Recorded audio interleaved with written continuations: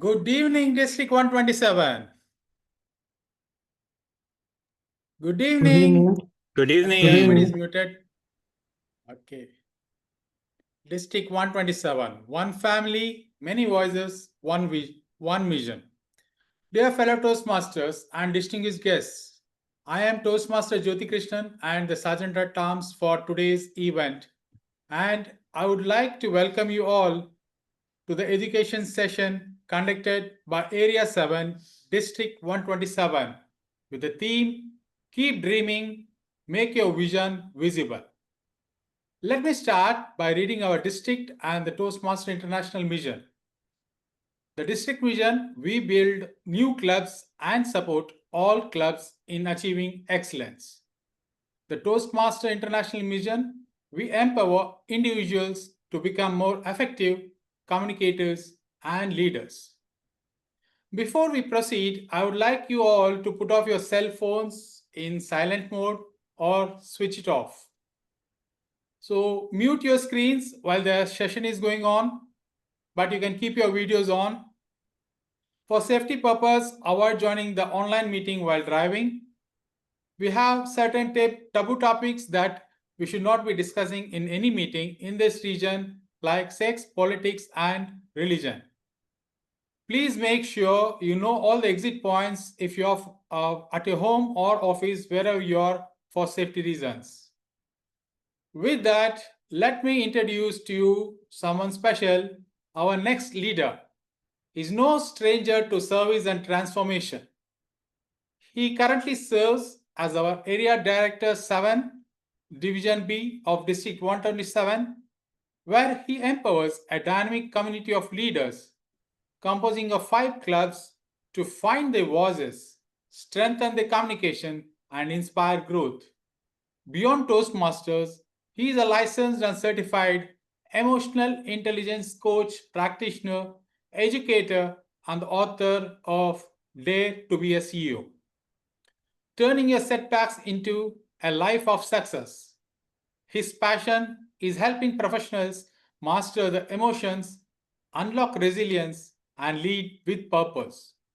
He also serves as Program Education Director at Maharlika Academy, leading bachelor's, MBA, and PhD programs in partnership with top Philippines University, empowering professionals to pursue academic credentials without pausing their careers. A proud Toastmaster for 1 year and 9 months, he carries a mantra that reflects his heart for service. Touch one Toastmaster, one at a time. Please help me welcome Area 7 Director, Toastmaster Joy Rendon. Over to you, Toastmaster Joy. A very good evening, distinguished Toastmasters and fellow Toastmasters all around the globe. I am your Area 7 Director, Division B, District 127. It is my joy indeed to welcome with energy all of you tonight. I know some of you are tired, handsome, and beautiful from work. And of course, our guest also globally is here. And I'm so excited for tonight's wonderful theme, visibility indeed, vision and victory, reminds us that when we dare to be seen and when we clarify our vision, and when we celebrate our victories, both big and small, we grow as leaders and communicators. Tonight, we will inspire everyone to keep you dreaming and make sure your vision visible. This is our first educational session in Area 7, Division B, District 127, and I'm so glad to welcome every one of you in this wonderful meeting. Tonight, we would like to welcome our guest and our district trio, especially the leaders who have behind us, pushing forward, helping us to be the best in our lives. We would like to welcome our very own for his address for us for this evening, distinguished Toastmaster Sujil CV, our District Director of District 127. Over to you, DTM Sujil. Good evening. Thank you, Toastmaster Joy. Respected dignitaries and area directors, division directors in the house. Very warm good evening to all of you. Peter Drucker said, learning is a lifelong process. And we in District 127, definitely we consider learning and development is one of the core activities we are going to follow this year. And I'd like to congratulate Area 7 Director, Toastmaster Joy Rendon, to putting that extra effort to bring in one of the top catch of the season. September 21st, we had the current WCPS champion, Toastmaster Sabyasachi. And now we have the top 3 champion, Toastmaster DTM Allen in the house. And I would say I was privileged to be in Philly to listen to his, not only his final speech, but also his semi-final.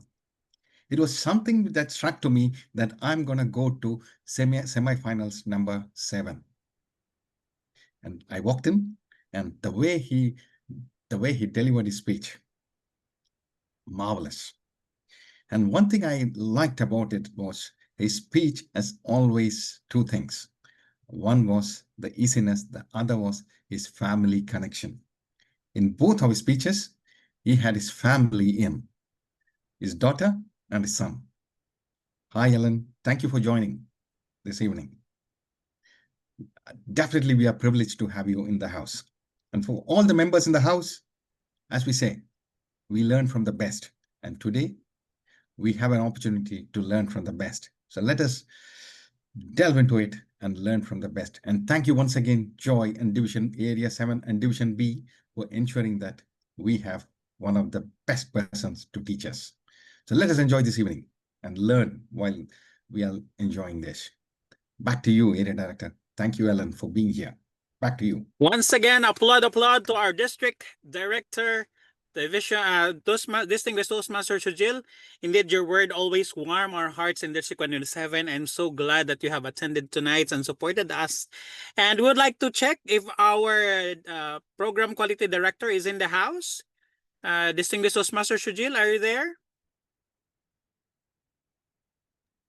DTM Shakil, not Sujil.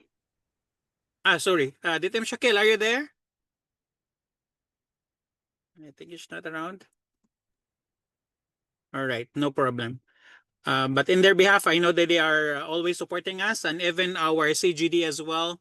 Club Growth Director, Distinguished Toastmaster Somya, already also sent me a message that she wants to join, but unfortunately tonight she cannot. But her words and welcomes everyone as well.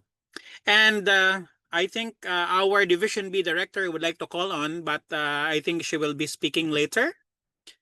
I think she's still in the hospital, but she's still joining us. So we will hear the word later from our Division B Director, Toastmaster Najla Hassan. And so with that, without further ado, let's jump on to our wonderful educational session. Are you all excited for tonight? Give me some reaction. Come on, come on. I will introduce to you a man, the man in the house for this evening, and I'm so excited to welcome him. Our keynote speaker and educational speaker for tonight is indeed a true inspiration. Distinguished Toastmaster Allen Ang is a corporate trainer and a coach with more than 9 years of expertise in communication, productivity, and strategic management. A passionate Toastmaster since 2013, Distinguished Toastmaster Allen Ang has completed at every level. And you imagine tonight's person competing from club level, area level, division level, and district level, all the way to quarterfinals, semifinals, and on the stage of World Championship of Public Speaking.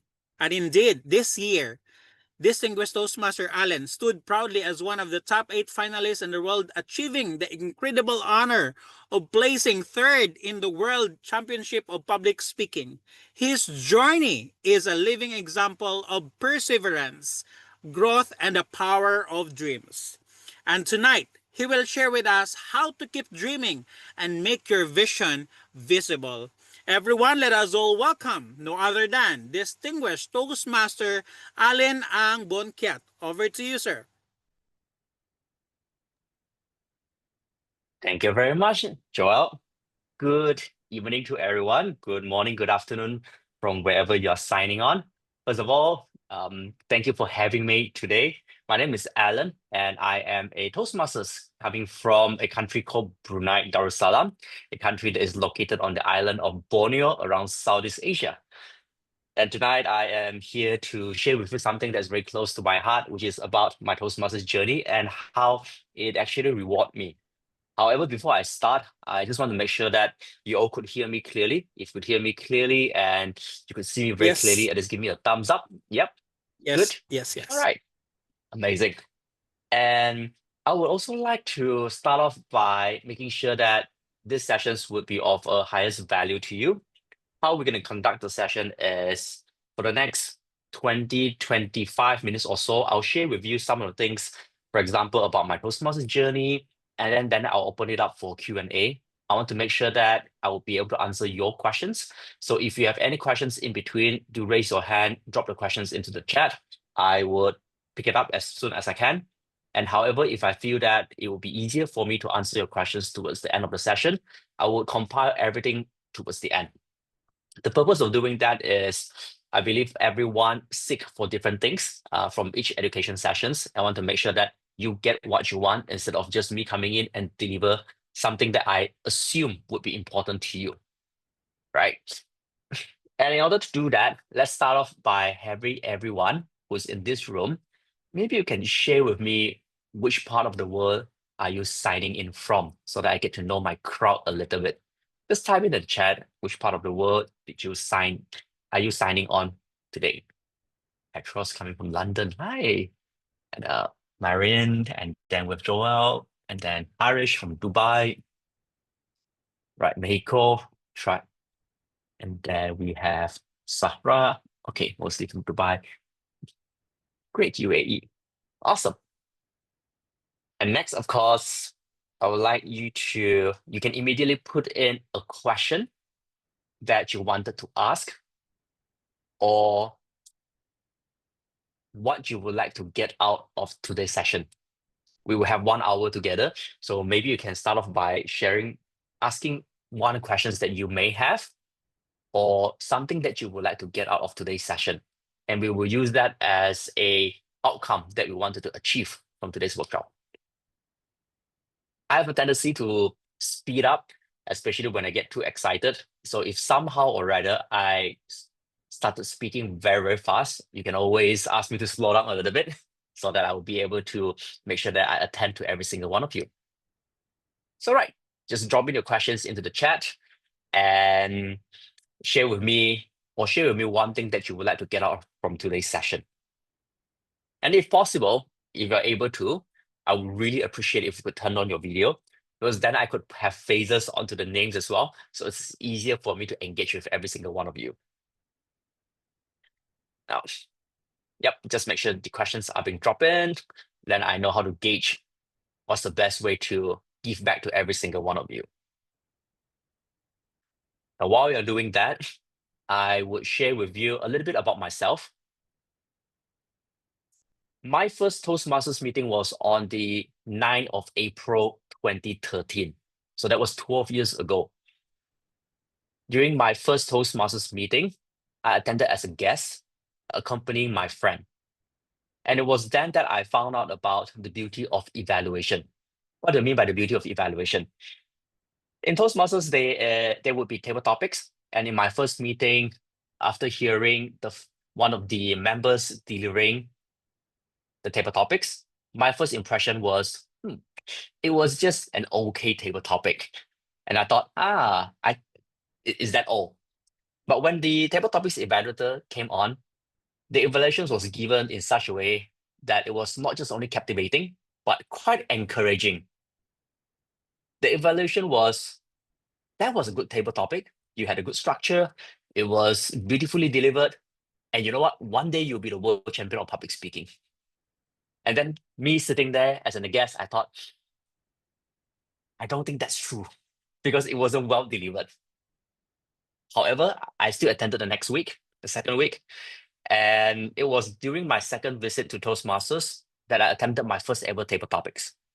Today, I still remember my first ever table topic.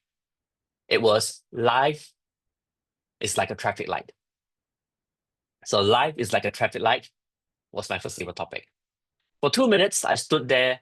I can't remember what I delivered, but I remember returning to my seat, wondering how I performed, and was worried. The evaluator came on, gave one of the most beautiful evaluation. The evaluator said, that was a well-structured table topic. And you know what? One day you'll be the world champion of public speaking. And that moment, it changed my thought from being not very truth to they are really, really motivating. They're really encouraging. And I felt like they're very sincere as well. I returned for another 3 to 4 times, and I decided to join a Toastmasters on my 28th birthday. So that was in June.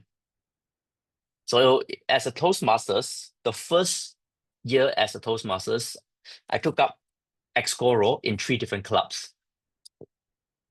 A president at one club, a vice president of education at the other club, and a treasurer at the third club.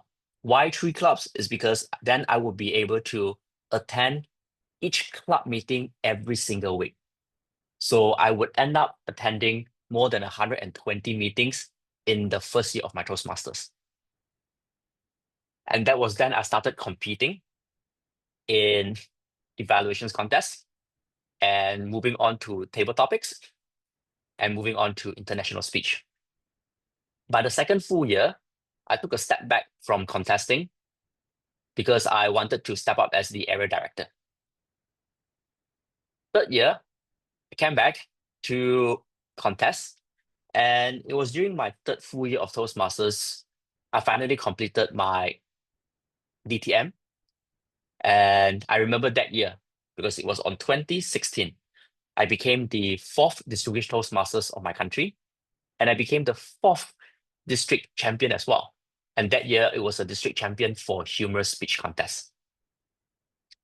So as a young Toastmasters, having completed both communication and leadership track, I told myself, that's it, I'm done. But it was also during that year, I lost a very close friend, someone that I looked up to as a mentor. And because of that, I asked myself what I wanted to do and how I wanted to contribute back to this community. So I said, maybe I should step up to become, to take on a more leadership role. So from 2017 onwards, I stayed away from contests. I moved on to a leadership role, starting from the TLI chair, to the next year as a club growth director, to the following year as a PQD, and ended up being the district director during the pandemic.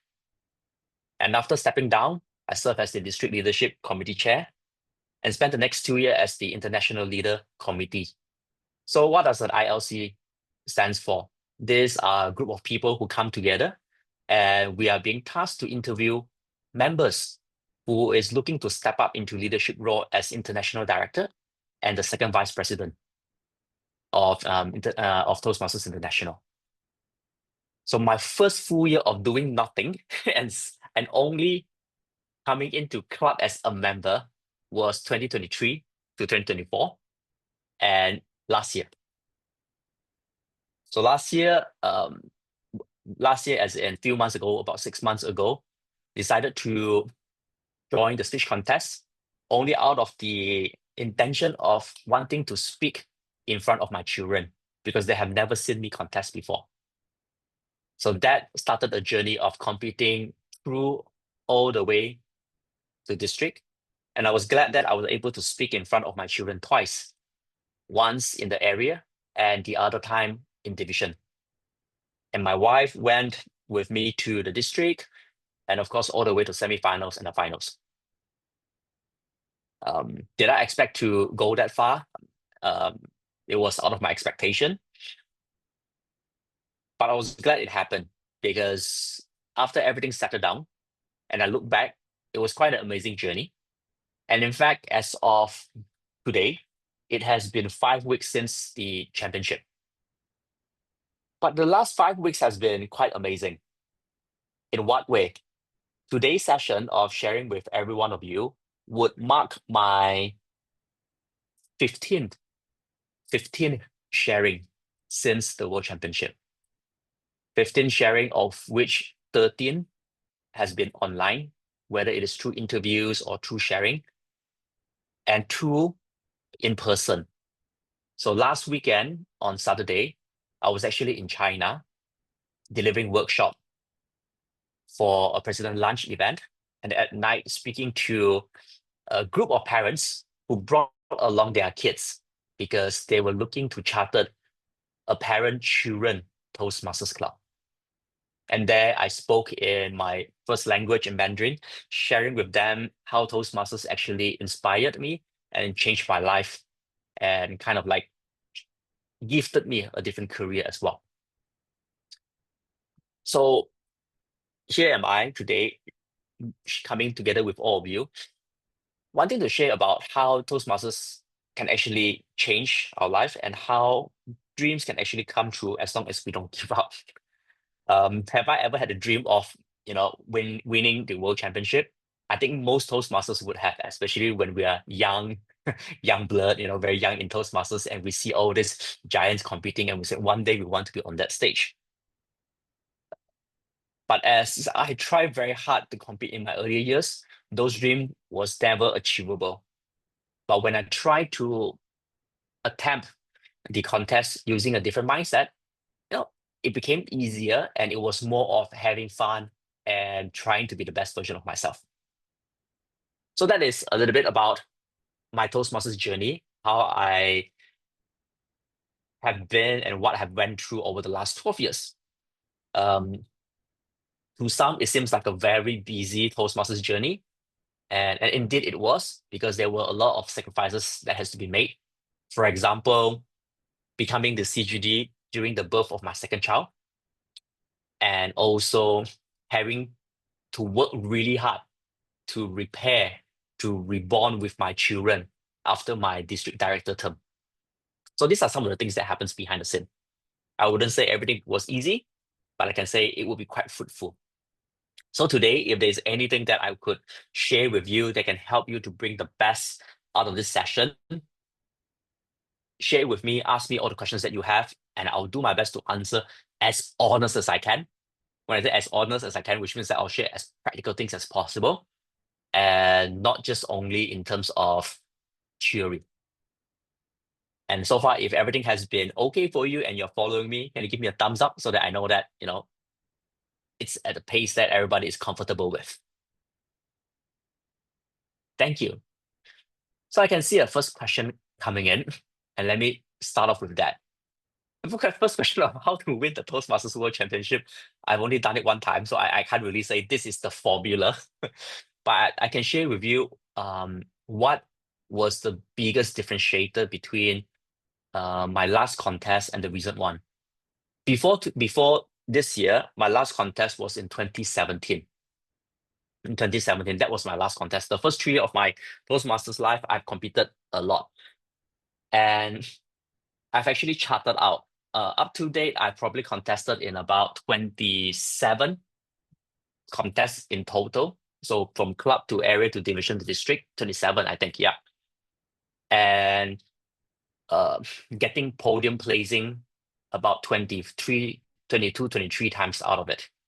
So most of the contests that I went through, I will get a podium placing, whether it is the first or second, or I don't get anything at all. So I remember four times that I didn't get it. But in the earlier years, it was very hard. My first table topic contest at division, I felt terribly because I didn't prepare anything. I went in and I was, taken aback when questions been thrown to me and I don't know how to handle it. And the lesson that I've learned from that division table topic contest was, even if it were to be a table topics, there are ways for you to prepare yourself mentally as well. Preparing for my first district humor speech contest where I didn't get placed and all of my humor did not land at all, after successfully landing them in club, area, and division, was another painful lesson that I took away. Why? Because one day before my contest at district level, I rehearsed so many times that when I delivered my speech during the district humor speech contest, it was too robotic. So those were the hard lessons during then. This time around, the mindset was very, very different. I just wanted to speak in front of my children. That's it. I just wanted to deliver a speech that I truly can resonate with. And earlier on, when District Director Sujil mentioned that I was talking about my children and I talk about my wife, I share stories about them because I think that is the most relatable. It's something that the audience in general would be able to resonate with as well. So I don't know about the formula of saying winning a world championship, but I would say a good benchmark would be the mentality that I keep sharing with everyone. Today, if the whole world stops for 7 minutes and lend you their ears, what would be that one message that you would like to share with them? Because while we're delivering a speech, everyone actually have given us 7 minutes of their life. So what kind of value can we give back to them? So as a speaker, it's not really about what story do I have. It's more about what I think would benefit the audience the most. So that was the biggest change in how I approach contests this year. So at every level, there was no nervousness. There was nothing about being anxious. It was more about I look forward to it because I finally have this 7 minutes. So it was really about having fun, really enjoying myself. So that was my answer to Petro's question.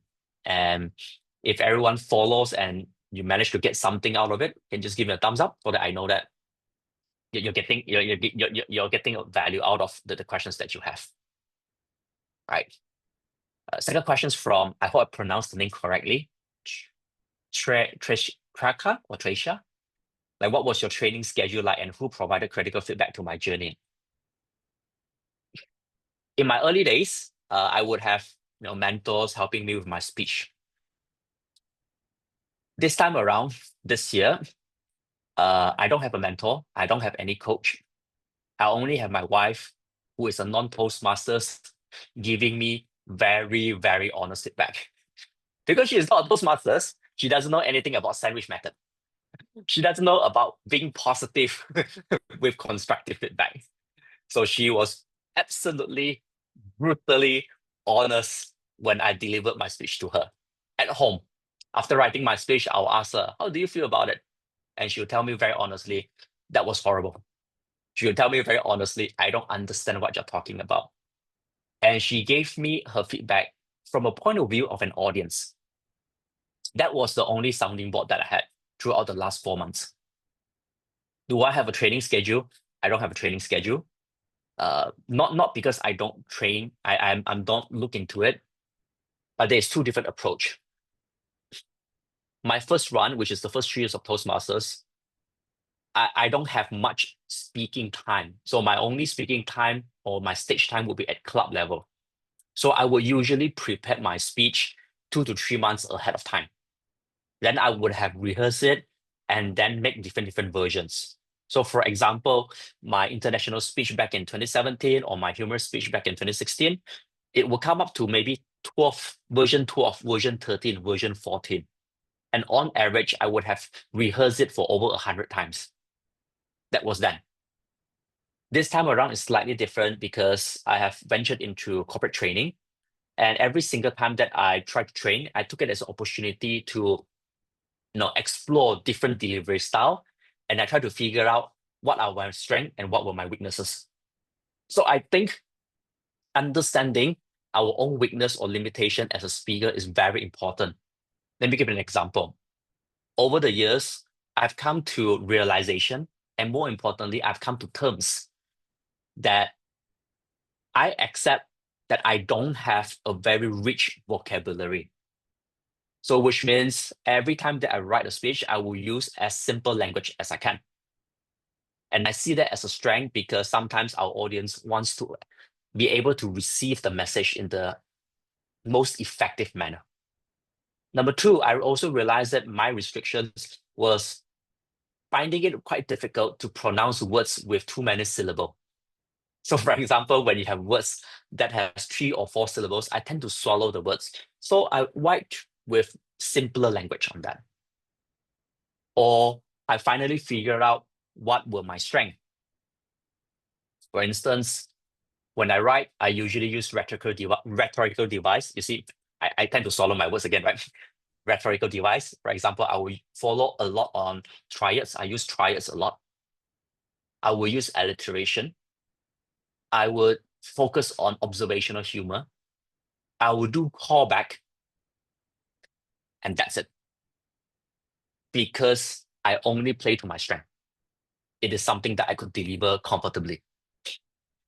So, and because of that, the training schedule was more of me brainstorming for ideas for the speech, and I spend time to write on it.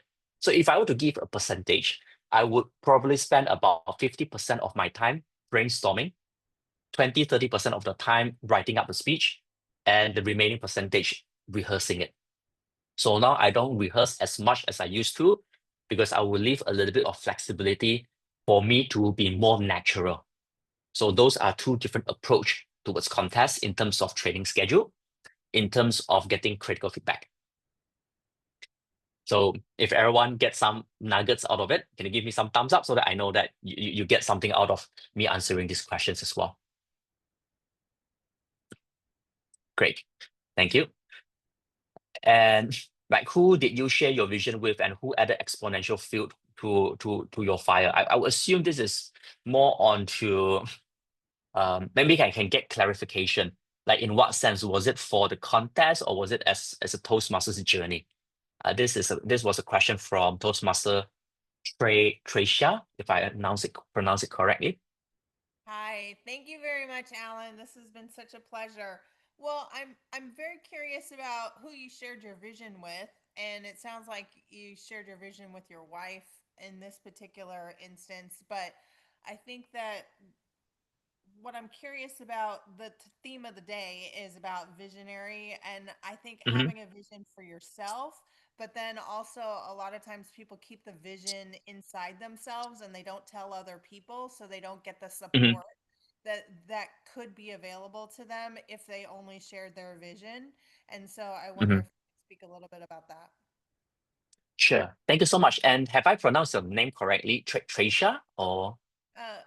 My family says my name Tresa. It's phonetically incorrect, but it's Okay. Trace, like you trace a line. Oh, okay, Trace. Thank you. Thank you for letting me know. You're welcome. So let me bring it onto a vision for myself. I do share it. I don't. So few years ago, I don't quite share my personal visions with many people. I'm someone who keep it to myself. The only person that I probably talk a lot more about my personal vision would be my wife, and she was the one who allows me to understand what kind of person that I wanted to become. Uh, so in a nutshell, what I truly wanted to achieve is I just want to, make the world a better place for people. And the vision that I have is I just want to make sure that when I leave, eventually, I leave, the world a better place than when I arrived. That's it. Very simple. And how do I share with people about my vision is I actually keep telling them that the kind of value that I hold as an individual, and I don't separate it from my work as well. So in my work life, with people that I work with, I keep telling them the value that I hold as an individual and the vision that I have. So at work, it's all about making the world a better place for people, in the workplace, for the family, making the world a better place for my children. So it's always very constant. And I hold on to personal value, in the acronym of growth, right? So G stands for gratitude. So I practice gratitude a lot, and I try to make sure that everybody practice that in the family and in the workplace as well. Respect, openness in communication. W for will to push through hard times. T for teamwork, and H, which is to me the most important out of everything, which is humility. And why do I put humility in? Is because I realized in the first 3 years of my Toastmasters journey, when the vision was very short, right? It was more like, okay, I just want to win the district championship. I just want to become this. It was like a short-lived vision. And once I achieved it, there was a sense of pride, like, I got it done within a short amount of time. So yeah, there will be a little bit of like, I'm actually quite good. And it's not that it doesn't help me to develop further as an individual, because at times I can be a little bit overconfident. And you know what they talk about in terms of overconfident, right? You can get a little bit more arrogant as well, and you stop listening to people. That's when you start making decision that is a little bit more selfish, and that's where I lose myself a little bit. So my wife was the one who brought me back. She kept me very grounded, and she kept telling me like, don't be too arrogant. Yeah. And that helps, because when I start to listen to people around me, they give me feedback that helps me to understand myself even better. And that helps with the vision as well, right? Then I see it, okay, the vision is more than just about myself. It can be more inclusive of people around me as well. So carrying that into personal life, carrying that into work life, it becomes a bit more aligned, and it becomes easier as well. So what really fuels me is my hunger for development. Since 2012, I've set a goal of learning something new every single year. So whether it is in official certification, or it can be as simple as, for example, last year, I take it quite easy. So I said I wanted to grow, but I don't want to focus on work related or technical or soft skills. So last year, November, I signed up a coffee workshop with my wife, and I said, let's go and learn how to make coffee. Just as a way of upgrading ourselves, seeing life from different perspective, and taking time to just have a little bit bonding between husband and wife. And that helps. So this year is a different journey as well. So the vision is always, trying to give back as much as I can, trying to make the world a better place, but it can only be done when people see inspiration through my life. So that's what I hold as. And hopefully that somehow answer what you're looking for, Trace. And thank you for your question as well. Thank you very much. That was beautiful. Yep. And from Joel about like, how do I personally keep my dreams alive when challenges arise, right? First thing is it's okay to be down. It's okay to cry. I cry silently, in the car before I get back to my family, because we do face challenges as well. And I do believe that it gets slightly harder as we turn into midlife. I spoke about this openly about 1 year ago with people around me, saying that as I approach midlife, I realized people around me suddenly having more of their dreams achieved, right? They're living the life that I wanted to. They are enjoying, they're traveling a little bit more. And somehow when I look at all those highlights on their social media, I felt like, there's a long way for me to catch up. So I do feel like there were challenges as well. I hope for quicker results. I hope for bigger successes. And a lot of times I fell short.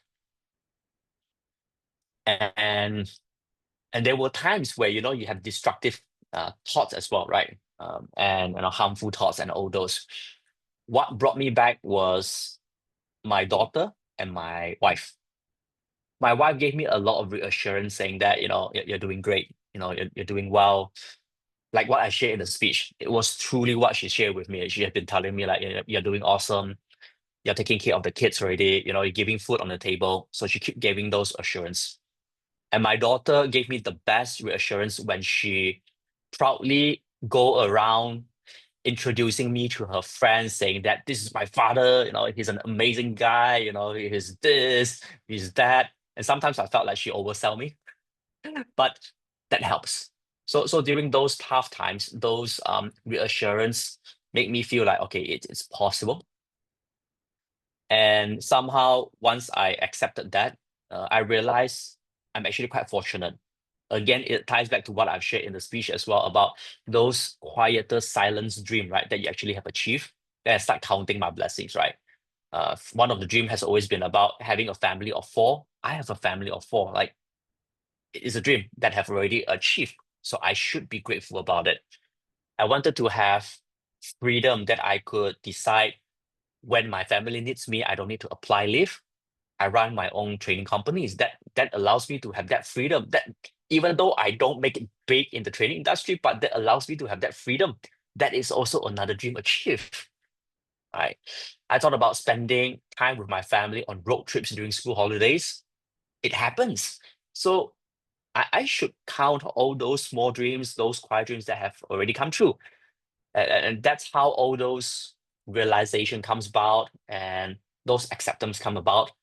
And when time called for it, right, that I need to come up with a speech for the final, those came back. And my wife told me, talk about how you came to Philadelphia. And it's true stories that we really wanted to go to Japan and we decided not to because financially we thought like it was not the best time. But because of the World Championship, right, I told myself, hey, we're going to the States. Why not transit through Japan? So, I'm taking care of one ticket. We just assume that we're paying for two of us. And it does happen that way. Philadelphia was really the city that I wanted to go to, only because of my idol. And I watched basketball growing up with my father. And and this is the first time that I've talked about both my parent in my speech. I've never ever delivered a single speech about them. And it was also because this year, during my birthday, I texted my mom thanking her for bringing me to this, like giving birth to me. So I think a lot of things align once you start accepting and start appreciating things around you. And, those dreams will start to become a reality. At my workplace, I wrote this on the whiteboard. Everything in our life happens two times. First, as a vision, and second, as a reality. And I keep telling all my colleagues and all my teammates, first have a vision, and then when you work hard towards it, it will become a reality, right? So things in life happen twice. First in vision, and second as a reality. So Joel, I hope that answer your questions and kind of give a more in-depth explanations about all this. And if every one of you find something that you could relate to, give me some thumbs up, at least some reactions, so I know that like it brings value to you as well.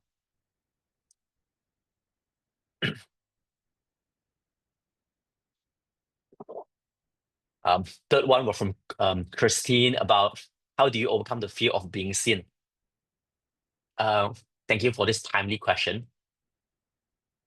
I have, when I set the vision of eventually one day I want to become a keynote speaker, I want to become a person who speak in a stage where thousands of people will be in front of me and I would share with them some stories. That vision has been there, right? But in order to be there, you need to be seen. And to be seen is not something that I'm very comfortable with. In contradictions to what people assume that I'm very comfortable being around a lot of people, I have insecurity in a sense that I have imposter syndrome of I think there are people who are way better than me out there. And sometimes I am not very assured of myself. But this year, around February or March, I came across a book. The title of the book is Courage to be Disliked. Right, let me repeat that. The title of the book is Courage to be Disliked. And I found a lot of inspiration from that book, giving me the courage to really step up and say, you know what, if someone don't like me, they don't like me. I shouldn't really be bothered about it. And if I really want to push forward towards my vision, I have to accept that not 100 people in the room would all gonna like what I'm gonna say. There'll be people who's gonna disagree with me, and I should be okay with that. And once I started accepting it, and this mindset shift actually happens around May, and that was I think about 2 weeks before the district contest. And once I adopt that, I start to accept myself a little bit more. And when the region, when I received the email about the quarterfinals, that was me getting my first acceptance. It's not just only the district. Some people around the world is starting to accept my speech, my opinion, my value. That's why they gave me that vote of confidence and put me through the semifinals. And I went to the semifinals. These are whole different crowds again. And there are people who accepted my point of view as well. And so there are people who did not accept, and I'm okay. So throughout this whole journey of quarterfinals, semifinals, and eventually in finals, I found peace, saying that actually I'm worth it. Like there are people who appreciate my point of view, and there are people who agree with me. And even with people who doesn't agree with me, I'm okay with it. So when I came back to my home country, um, when I reunite with my family, with my children as well, I found I found that I'm a bit more confident right now. And I just spoke about this with my wife yesterday. Just yesterday over dinner, I said, you know what? I think I am more confident right now. I'm okay to be more seen, to be more visible. Because the truth is, after running training companies, for the last 7, 8 years, we were quite poor with marketing. And we always get the feedback from our clients. We haven't heard about you until you came to deliver a workshop for us. You seem to be like one of the best kept secret in the industry. And to me, that is not a compliment. It just means that I am not being seen enough. And the problem is me, because I'm not comfortable putting myself out there for whatever marketing purposes. So now I feel more comfortable, and I started doing a lot more things. Putting up YouTube channels, putting up podcasts, putting up shorts, reels, whatever it is. And I said, don't worry about what people would say. So, Christine, that is my answer to your questions. It doesn't happen overnight. It's a lot of self-discovery, a lot of acceptance, and again, if there's one thing that I could strongly recommend, check out this book, Courage to be Disliked. It helped me a lot. It helped me a lot this year. And to any one of you, hopefully that resonates. And if there's something that resonates with you and you find value from it, just give me some thumbs up. Just wanted to know whether I'm doing justice to your time right now as well. Okay, on online clubs, I'm not a good referral in terms of online club. I don't go clubbing that much as well.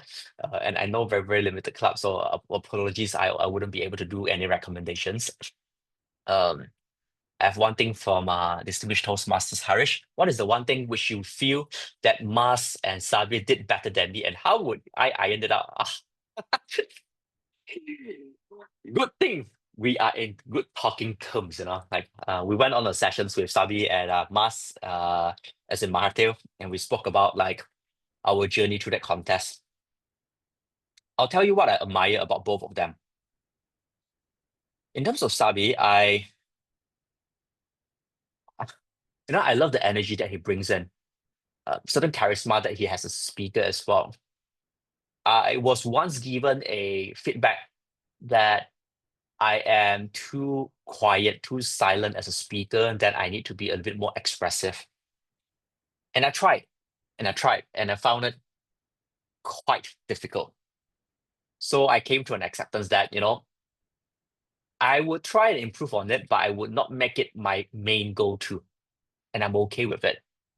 So it becomes my philosophy or my core value as a speaker, that I will focus more on my content. I'll focus more on connection. I'll focus more on courage. I'll focus more on rapport. But I love people like Sabi who is able to do so. And we spoke about this in our podcast as well. He was one of the contestants that I felt like that is very deserving on the podium. For Mas, he's someone that there's no way you can dislike him.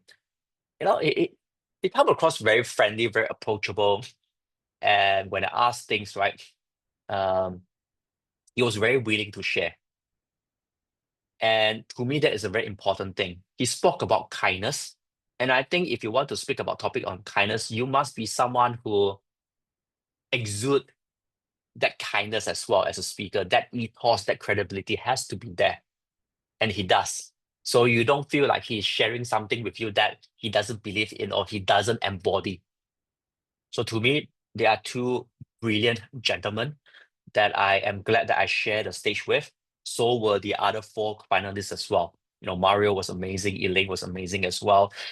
Everyone has something that I could learn from. And on that day, when both of them were being announced as the champion, as the first runner-up, very deserving. I love them for that. I love them for that. So that is to answer your questions, Distinguished Toastmaster Harish. And hopefully everyone, if you resonates with what I've shared, give me another thumbs up as well. Like, next, I have from Petros asking this: are you a Christian or Muslim since from Brunei Darussalam and other? Okay, Brunei Darussalam is a Islamic country, so we have about, I don't have an exact figure, but I think it was around the range of like 80%, 85% are Muslims. I myself, I'm not a Christian, so I'm not Muslim. I'm a Buddhist. I'm a Buddhist as well. I'm a Buddhist, but I grew up with different culture, and most of my colleagues are Muslims. We exchange cultures, we learn from each other. I practice intermittent fasting, and this year Ramadan was the first year that I do 1 whole month of Ramadan. So I actually went on full month fasting with my Muslim colleague as well.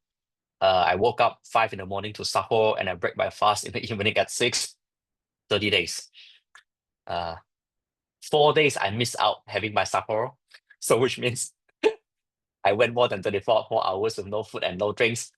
And to me, it's a good way to connect with other culture as well. So I speak very openly about that.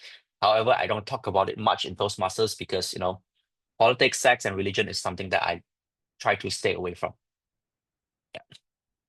Good. Let's move on to, right, from Joel, if you have to give one piece of advice to aspiring Toastmasters who dream of reaching the world stage, what would that be? There are 2 ways that you can look at it. Number one, you can't think about becoming, I don't want to make it too big, but you cannot think about becoming a aspiring speaker. Becoming an aspiring speaker is not a thought. It's not a dream itself. It has to be executed. It has to be an action. So instead of saying that I dream about becoming a speaker, I think we should change our mindset to what do I need to do, or what actions should I take so that I can become better. My advice is take up more leadership role. Take up more leadership role. When I first reached district contest in humor speech, like I said, I fell flat, right? It was because it was too rehearsed, and I am not someone who is humorous to begin with. So I took a year break and spent time serving as an area director. Reason why is because I get to speak to different crowd. I get to explore and discover different side of me. And I try to find what kind of humor best fit me. For example, I'm bad with satire, so I'm not going to do satire. I'm bad with some of those British humor. I can't do British humor. I can't do dry humor. I can't do slapstick. So I can only do observational, and I am very good with callback. So I focus on this too. So it comes from discovering yourself. And I believe that every speaker should eventually find something that defines their personality or amplify their charisma. Charisma is very important as a speaker because when you get onto the stage, chances are you would be speaking in front of people who don't know who you are. So you're going to be very likable, or you're going to have that charisma that draws people towards you. And how you could build that up is by having a lot of stage time speaking in front of strangers. As much as possible, do not speak in front of people that is very familiar with you. Hence, when I took a very long break from contesting and served as, district trio, CGD, PQ, DDD, it gave me that 3 years of going to different places, speaking to different people, exploring, going to those district training, officers training, where I get myself engaged with leaders from around the world. And that opens up my perspective as well. I read it somewhere, which something that I keep very close with me, is that to be able to share a story of depth in your life, we want to expand our horizon or our perspective in 3 things. Number 1, our perspective about the world. Number 2, the perspective about life in general. And number 3, perspective about your personal value. Let me repeat that. Number 1 is the world. Number 2 is about life in general. And number 3 is about personal value. And once you're able to broaden your horizons, you can add depth to what you have to share. And hence, when I choose when I choose the topic of about dream come true, right? People talk about, that is such a mundane topic, right? Everybody talks about dream come true, dream come true.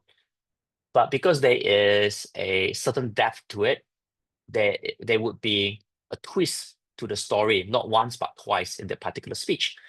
And it comes from exploring life and seeing life from a different point of view. Hence, the key message from there was about focusing on those silent, quieter dreams. Hence, the message on there was about keeping count of dreams that have come true and being more patient with those that are yet to come true. So this has to come from a lot of thought process. So going back to the questions of what kind of one piece of advice for that, I would say,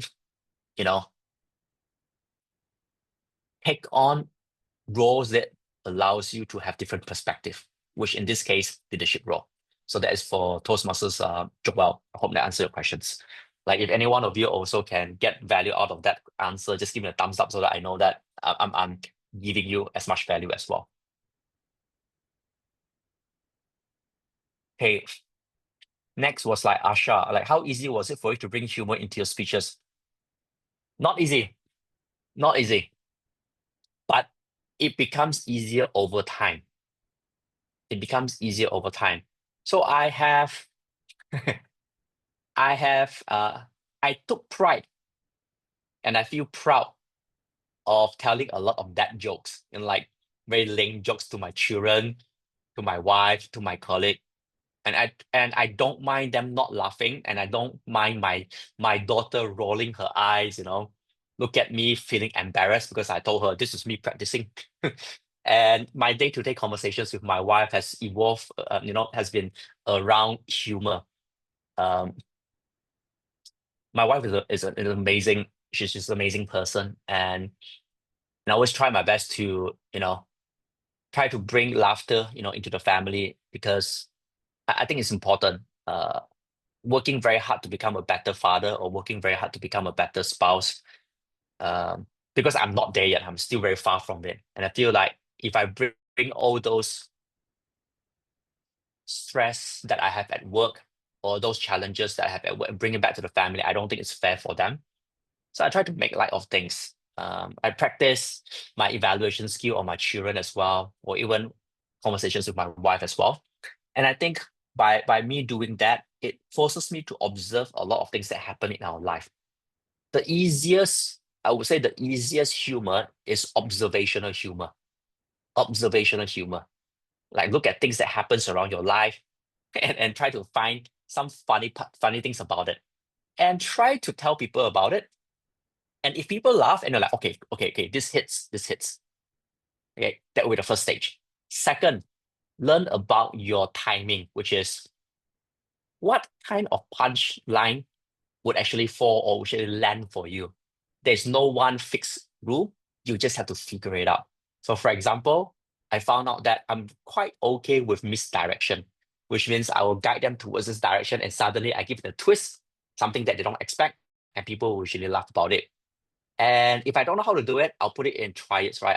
For example, I'll tell people things that I really love will be about, coffee, tea, and my wife, So like coffee, tea comes in the same category, wife comes in a different category.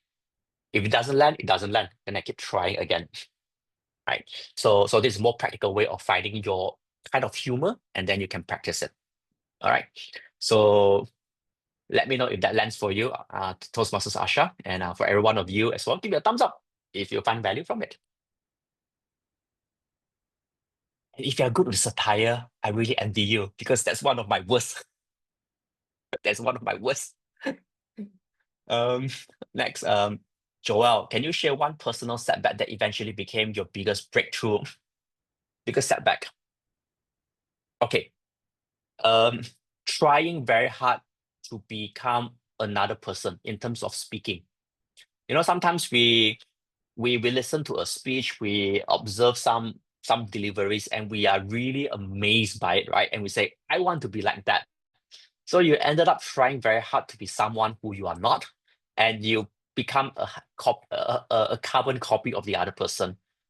That actually set me back because I try to deliver my speech like other people, and others look at me and say, no, Alan, that's not you. Can you be yourself? Like even when I speak to you, all of you right now, you will notice that my English is not the best one. I speak a little bit of like Singlish, Chinese English of sort. I used to be ashamed about it. Now I feel like that's my personality, that's my style, and I go with it. Now that I accepted it, it makes it easier for me. I used to be more attentive about my grammar, vocabularies, and all those. I know I should be. I try my best, but I would not let the thought of wanting to speak perfect language stop me from delivering my message. So I value my connection with you more than the correctness in my language, if that makes sense to you, right? So give me a thumbs up if you understand where I'm coming from. Okay. What was the turning point in my journey that made me pursue public speaking seriously? I wouldn't say I've pursued public speaking very seriously. I had a vision, I have a dream that I wanted to become a keynote speaker. I want to become a platform speaker. All coming out from, wanting to give the value. I came across this quote many years ago, and I keep it very close with me. It comes from Maya Angelou. She talked about when you learn, teach; when you get, give. And I keep it very close to me. So to me, speaking is a privilege. It's an honor when people is willing to give 7 minutes of their life to you in hope that they can gain something of value from you. So I don't take it very lightly. And hence, when I started this engagement session with you, right, I had my notes written down here. The first thing was WIIFY, what's in it for you? So I reminded myself that I have to ask you this first question, because I can spend the next 45 minutes talking all about myself, and it wouldn't do justice to your time, right? It's 1 hour of each and every single one of you. There are 40 of you in here. There's collectively 40 hours of your life that I'm taking away. So I'm going to do justice to it. So that probably would be the one thing that I say. I wouldn't say a turning point, but it reinforce, my passion and my intention of wanting to become a better speaker. And hence, this mindset of before you become a better speaker, become a better person first. All right, become a better person, then you become a better speaker. That's a mantra that I have. Right. Next on Toastmasters Joel, many people give up on their vision too soon. What mindset shift help you persist? Thank you for the question. I love it. We all live our own time. We all have the timeline to our own success. And success can be defined in a lot of things. I think it is good to set a vision, but sometimes a vision is just an indicator, an indicative, an idea of where we should be heading to. So while we're working towards there, we could also appreciate all the milestones that we achieve. So I like to celebrate a lot of small wins. Let me give an example.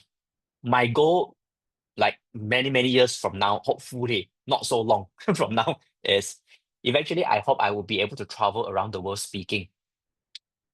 And the reason for that is I want to bring my wife to travel.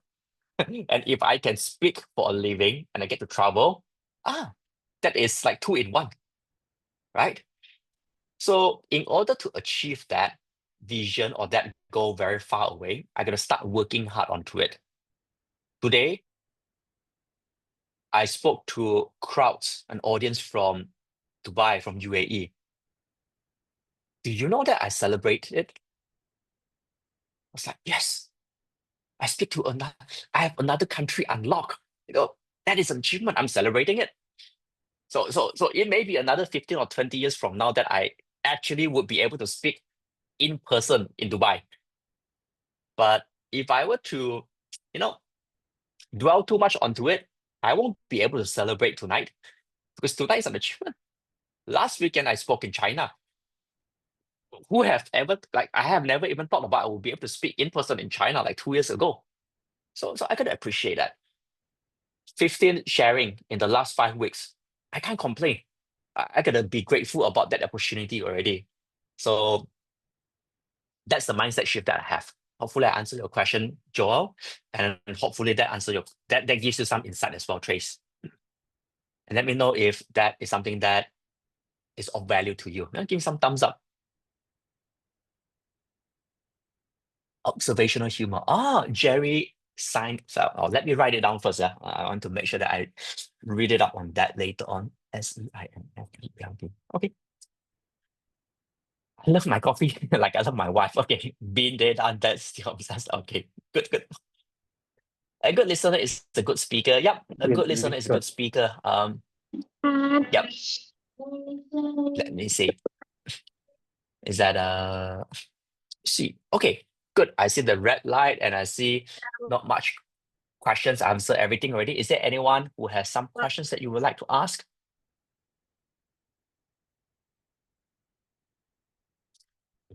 Get some water.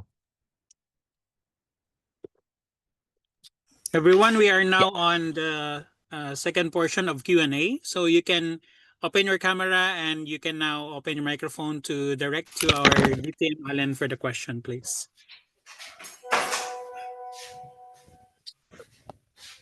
Anyone who would like to question?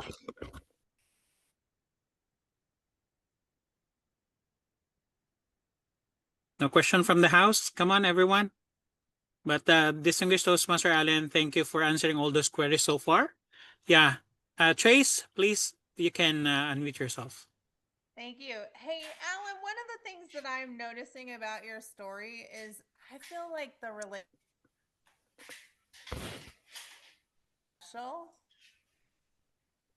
Sorry, felt like was you were cut off just now. Sorry. Oh, the relationship you have with your wife Mhm. seems really special. And Mhm. and I would love for you to talk a little bit more about how she is adding to your career. I think it sounds like she's invested, like it's a unit. There's something really beautiful about the relationship that you have together and that you're working together to build a dream. Thank you for the question, Trace. My wife is not a Toastmasters. She is not part of my career in terms of like trainings or anything that I've done over the last amount of years that I've known. We met in 2009, and after 1 year of dating, I proposed to her, and we married about 2 years later. Why most of the time I bring it back to my wife is because growing up, I grew up in a family or in an environment where I wouldn't say suppressed, but people are usually more concerned about you, and because of their concern, they try to stop you from trying to do a lot of things. You know, that they're worried that you may fail and all this as well. But on the other hand, my wife came into my life as someone who is very encouraging. She encouraged me to try a lot of things. She gave me the freedom to fail, because my biggest concern was, what if I don't make it? You will be suffering with me, because you decided to marry me, right? And we have children and all those as well. And she kept it very simple, as long as as long as I can take care of the family, I can take care of her, go all out and chase your dream. She said this she said this very openly, and it is a very important message. Many years ago, she said, even if I asked you to stop, you wouldn't, because you are not the person who would settle for what you have. You will continuously try and chase something because you want to learn and you want to be better. So if I try to stop you from doing that, you wouldn't be happy. And she tried to be as supportive as she can. But I'm not saying this out of the context that everything has been nice, beautiful, and all those. There were price to be paid. So when I took up leadership role, she paid the price because she has to stay home and take care of my very, very young son then. And it, took a toll on her mental, right? So that is the reason why when I ended my term as a district director, I took a step back from a lot of Toastmasters activity. And before I even took on this journey to contest, I seek for her support as well and said, you know what, should I compete? And she said yes. And that's why even till now, I keep saying that, I kept telling her as well, this third place winning is not my success, it's our success because both of us paid a price for it. We both of us sacrificed for it. So if I get to travel to speak, I will do my best to make sure that I can bring her along as much as I can within my capability. Yeah, I'm still learning. I mean, I appreciate, Trace, when you bring that up. And she has been in my first year of Toastmasters, all my table topics were about my wife because I don't know what else to talk about. So that should say something about it. So thank you again for your questions. Yeah. Distinguished Toastmaster Harish. Hi, Alan. It's I was wondering when I heard that you are already 13 years in Toastmasters now. You look more like a cavalier, so young. In fact, my question is, it is nice to know that you have a lovely wife who is like a sounding board and who is your first critic as well as the first well-wisher. But what happens to people who are not married? Where do they go? So that is my question now. Okay. Thank you very much, Arish. First thing is, when people tell me that I look like a cavalier, I usually tell them life is fair because this is how I look when I am 12, 13 years old. So imagine my life as a teenager. It has not been easy. So I paid my price, I paid my due during my teenage years. So I think I'm reaping the reward right now. For my wife and all this, I think in my context, it was because she was around me. But I do see other people having, they don't keep a lot of people around them. They keep a very handful of people who they trust. Outside of my wife, there is also other people who made an impact in this run. For example, one of them was my VPE last year. His name is Aziman. So he was a fellow Toastmasters, and he was the person that I called midnight, telling him that, hey, you know what, I want to withdraw from the area contest because I don't know whether I should continue. And he tried to convince me to continue. He was the person that I called when I was in Philadelphia, stressing out because I don't have a speech for the final. Okay, I called him 2 a.m. in the morning, Philadelphia time, 2 p.m. Brunei time. And he listened to me for 30 minutes. And at the end, he asked me a very important question. He asked, Alan, if you were to give an advice to Alan right now, what would be the one thing that you would tell him? And that gave me the mindset shift that I need to have. That was the second person for this journey, for example. Third was actually my mentee, not my mentor, but my mentee from India, Bangalore. She reached out to me 2 years ago, and I have been mentoring her with her speeches for the last 1.5 years. And when she knew that I wanted to withdraw from the contest, that mentoring call became became 20 minutes of her telling me off, saying that, how could you go against what you've been sharing with me? And because of her and my VPE, right, I ended up staying on the path to compete. Otherwise, this whole thing would not have happened. I keep a few people very close to me, aside from my wife, because sometimes I want different perspective as well. So I think they're all around us. We have good people around us. We have angels around us as well. We just need to open up ourselves and see who resonate with us and be humble enough to listen to others who may not be as well-versed or as knowledgeable as us as well, because they share different perspective. Hence, what I mentioned earlier on about humility is a very important part of my core value. Thank you very much for your question. Yeah. And I saw one question from Joel or anyone else, or Abdul, was it? Abdul Nasser. My name is Abdul Abdul Nasser. Nazar. The last week Hi, I sir. joined with Mr. Joy for the newly joined in the Toastmaster Club. So my question, I was living in Dubai, UAE for the past 18 years. 2007 I came here. So I came in the first company. There is one China boy. His name was Leo. and Mhm.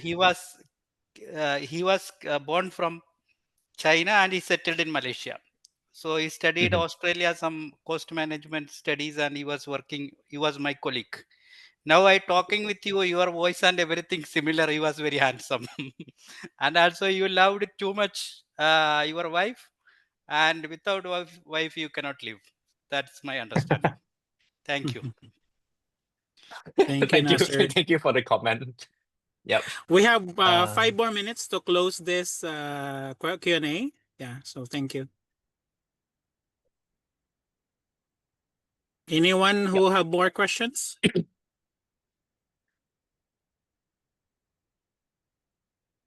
Good evening. Hi, good evening.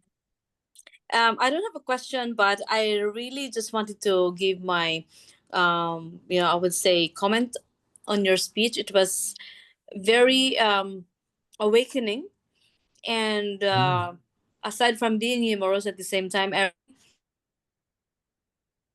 humor in your speech with your personal life, and it was admirable, and it indeed was. I was voting for you actually to be the first. I thought but above all, thank you very much for sharing your life story, and I'm sure that it has inspired not only me but a lot of us here, not only Toastmaster but for other people who will listen to it.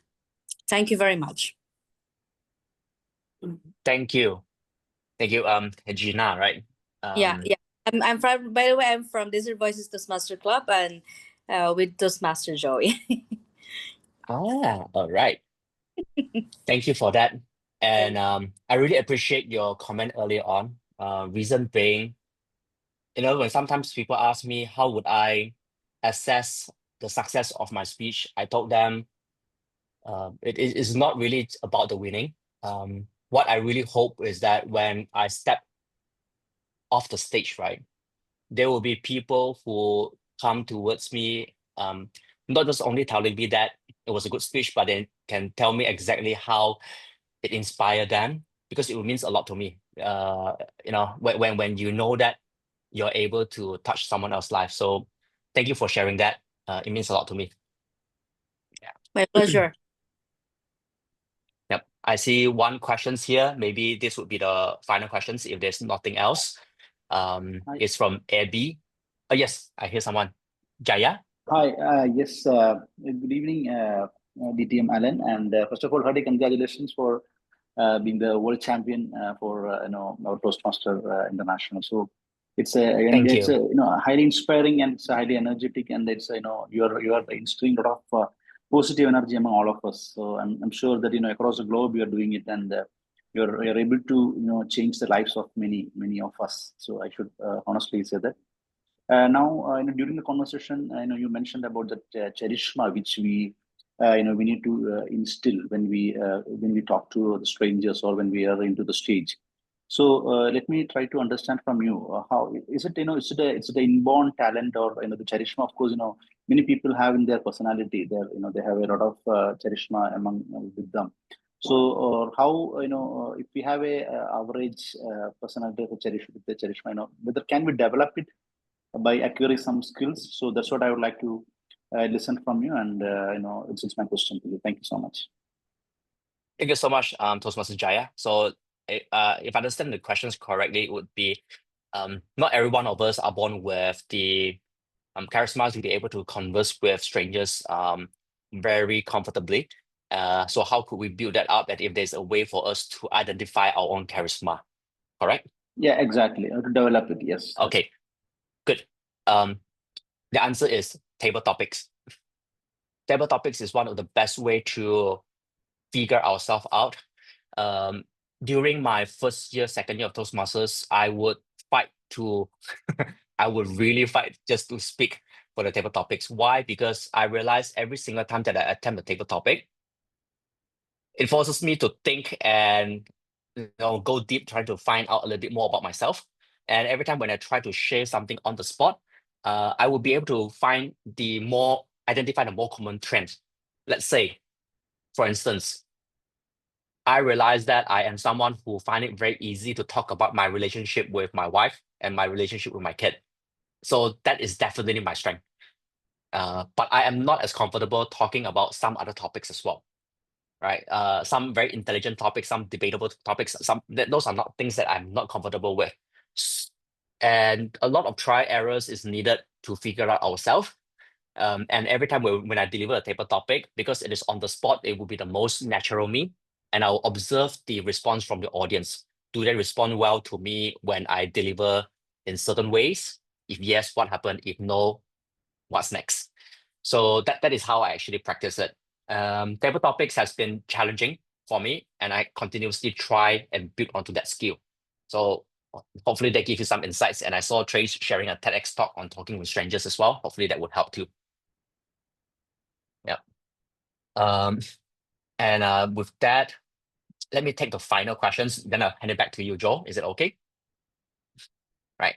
So the final questions is from Abby. Hereafter, you shall be contesting yes or no. Why, please? Okay.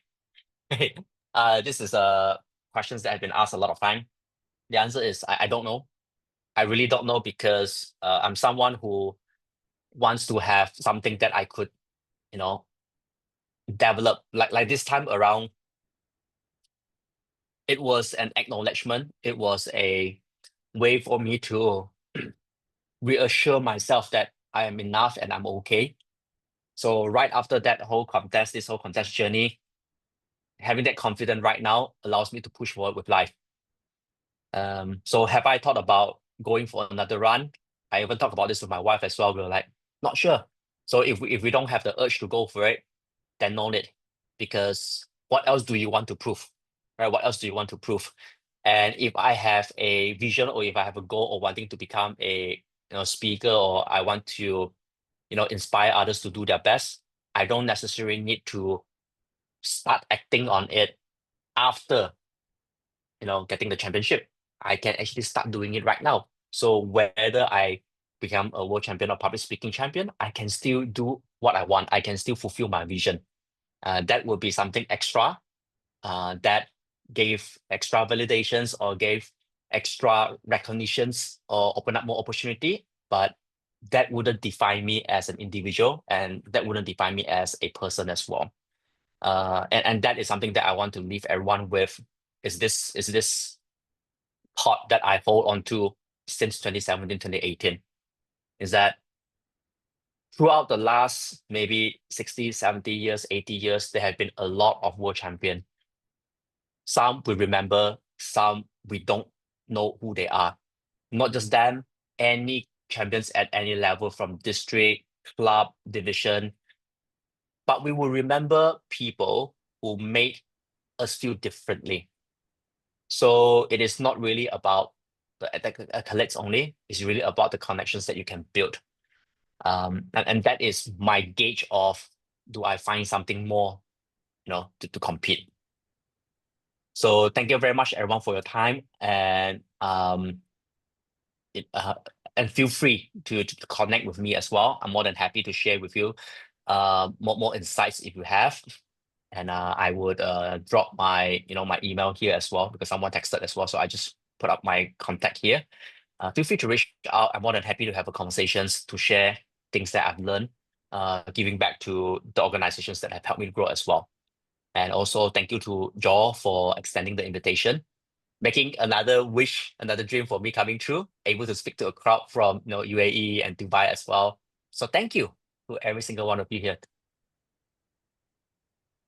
Once again, a round of applause to our distinguished Toastmaster, Allen Ang. Thank you so much for having you tonight. It's indeed a wonderful session. And before we end this, and I'll give a vote of thanks, I would like to call on our Division B Director, if she's around. Hi, good evening, Joe. Yeah, okay. Am I Are you audible? able to open your camera Yeah, I'm or on. not? Hold on, that I cannot find you. Find me. How come you All can't? right, wait. I will add you. Okay, spotlight is on. Over to you. Thank you. Good evening, everyone, and thank you so much, Toastmaster Joe, Area Director 7, for bringing such an influencer and such a champion to our division. for a speech today and for such a wonderful session. I really enjoyed it, though I wasn't on camera the whole time, but I really enjoyed it. And it was really nice to know that there is somebody else in the Toastmaster. Their family are not really supportive. They're not Toastmaster, but they are also happy. That resonates with me a little bit. My mom and my sisters and family stop going to Toastmaster. Can you slow down, please? And things like that. So that's really the fun out of Toastmaster, being a Toastmaster everywhere and connecting. So thank you so much for everyone who joined us in Area 7 session today, and for Revision B activity. And thank you so much, DTM Allen, all the way from Brunei, Dar es Salaam. I love that country. I never been there though, but I really loved it, and I wish one day it's in my list to go upon one of my days, inshallah. Back to you, Toastmaster Joey. Sorry. Thank you so much. Our, very passionate Division B director. She is in hospital right now, but still, she is, she is opening her camera and be with us. I really appreciate your leadership and your passion to the community. Before ending this, I would like just to give the certificates. I would like to give the vote of thanks for the people who have really contributed for tonight's wonderful meeting. First, I would like to thank Toastmaster Jyoti Krishnan for participating, and in recognition of this, we would like to appreciate you as our Sergeant at Arms on the online education session led by DTM Allen Ang, our world champion of public speaking, third place, and for giving everything that he got to share with us tonight. Thank you so much, Toastmaster Jyoti. And of course, we have our next one. We'd like to appreciate Toastmaster Abdul Rashid for being our timer for this evening. Thank you so much for your precious time. Last but not the least, I would like to appreciate distinguished Toastmaster Allen Ang for helping us to keep our dream alive and make our vision visible in this area, 7 Division B, District 127. And I'm so glad and happy that one of your dream has been fulfilled through this connection. And by the way, thank you for saying yes to just, you are just a message away. So I'm really grateful. I thought I could not reach this kind of person, having that achievement that on that level. Indeed, I am so grateful that you have say yes with my invitation, and thank you for joining us. It is indeed a pleasure, and I hope that one day you can come in our district to speak up as well. So who will know, one day you will be here as well in Dubai. So thank you so much once again, everyone. So if you can open your cameras, we'll have a quick picture. If you can open your cameras before we end this session. Everyone, open your cameras. Wow, see, all of you are beautiful. Looking fantastic. Hold on. Wow, amazing, amazing. All right, open one, two, three. Give your best smile. One more time. Okay, one more. Hold on. 1, 2, 3. Smile. All right, fantastic.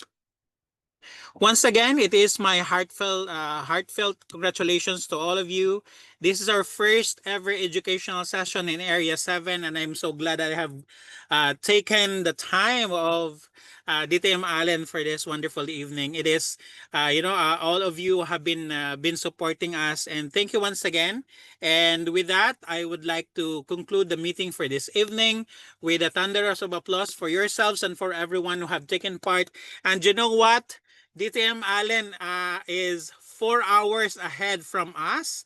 So now it's 9 o'clock. So 9, 10, 11, 12, 1 o'clock already in the morning there in Brunei. So once again, thank you so much, DTM Allen, for your precious time. And thank you so much, everyone, for spending us. I hope you get all those wonderful tidbits of golden nuggets from our very own distinguished Toastmaster Allen Ang. So with that being said, this is Joey, your Area 7 Director, signing off, and thank you so much once again, and very good evening.